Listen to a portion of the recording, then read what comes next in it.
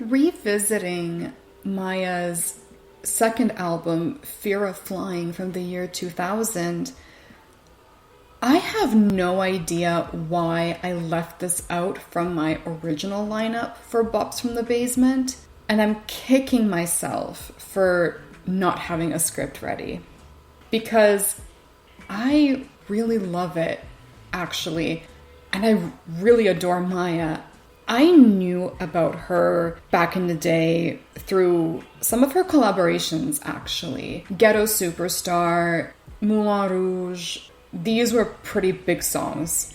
And yeah, I knew about a couple of her songs, but it wasn't until some time ago where I actually sat down to properly listen to this album from start to finish, because I never heard all that much of her discography. And I don't know, maybe I just thought that they were all going to sound too repetitive. That's the only justification I could think of as to why I felt I wouldn't be able to get a full review out of this. But all right, it's never too late to talk about it in whatever capacity. So here we go. What I love about this album is that, yeah, there is a lot of songs. There's 18 of them, but there's actually quite a bit of diversity. You know, you've got your intro, you've got your outro, a couple interludes and skits in between to keep things even more fresh than they actually are, because this is an R&B album, but it isn't just any R&B album. It is the one that revitalized the genre at the turn of the millennium. Yes, it was responsible for setting that gold standard for a whole bunch of albums that we were going to get after from some pretty big stars that we all know and love. And so there was a lot of influence from, you know, legacy acts from much earlier on, like Marvin Gaye, Whitney Houston, and Michael Jackson, just to name a few. And this resulted in the marriage of several different genres, like hip-hop, like soul, gospel, quiet storm, and even swing, all of which is urbanized in a way that exudes warmth. And it's so spicy that I feel this album could be really cozy for the winter time, but also just a really relaxing listen by the beach during the summer. You know what I mean? Like, you get the best of both worlds with it. Definitely something that you could play during the holidays, and it would just give you that feeling of not just nostalgia, but also something that provides you with so much comfort. And yeah, some of the songs do veer into cheesy territory, but if you're a millennial like me, this was our cheese. Who doesn't like a little bit, especially in these trying times? Now, Maya was never a strong vocalist, and even the breathiness in her voice, on the other hand, doesn't really work as well for her as someone like, say, Ciara or even Janet Jackson. But what she lacks in vocal prowess, she more than makes up for in character.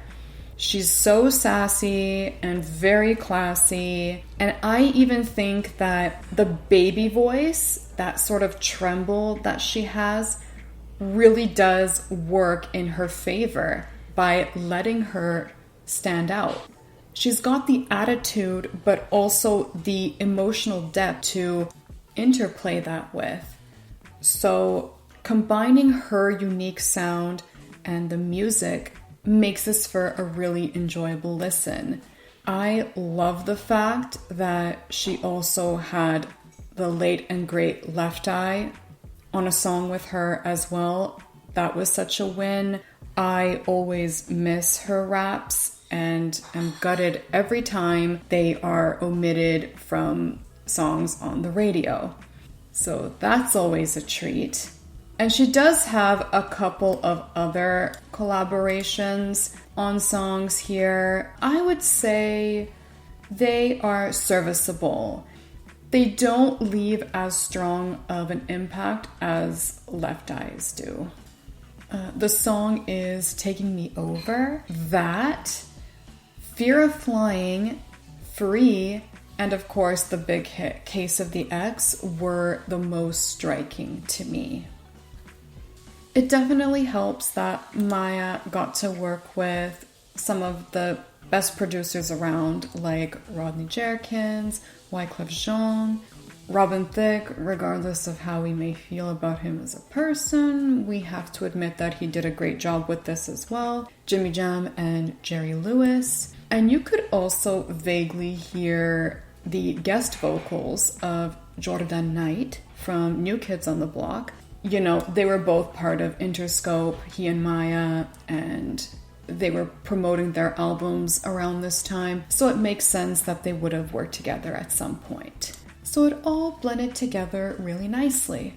The only thing that I wish, given that this is supposed to be a sort of coming of age women's empowerment album, that Maya would have focused less on the romance and more on identity, other relationships, and other issues that women and girls could identify with. In addition, dealing with the tough things that will cross your path in life and that you won't necessarily be ready for. And it's always nice to hear her perspective on her rise to fame and how she's navigating all of that. While it might not be something that all of us are going to relate to, it's definitely good to have that insight in terms of understanding someone in her position better, which the song Fear of Flying does pretty well.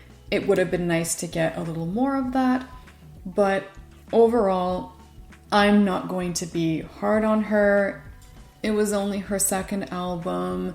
There's always going to be plenty of opportunities to put out new singles, new albums, extended plays, and what have you, should you choose to. So there's never a shortage of creativity and living life and reflecting that in your music. I just want to also really quickly say that I'm really proud of Maya and how she's been handling herself after leaving the industry, not being mainstream and part of Hollywood, and just doing things on her own terms.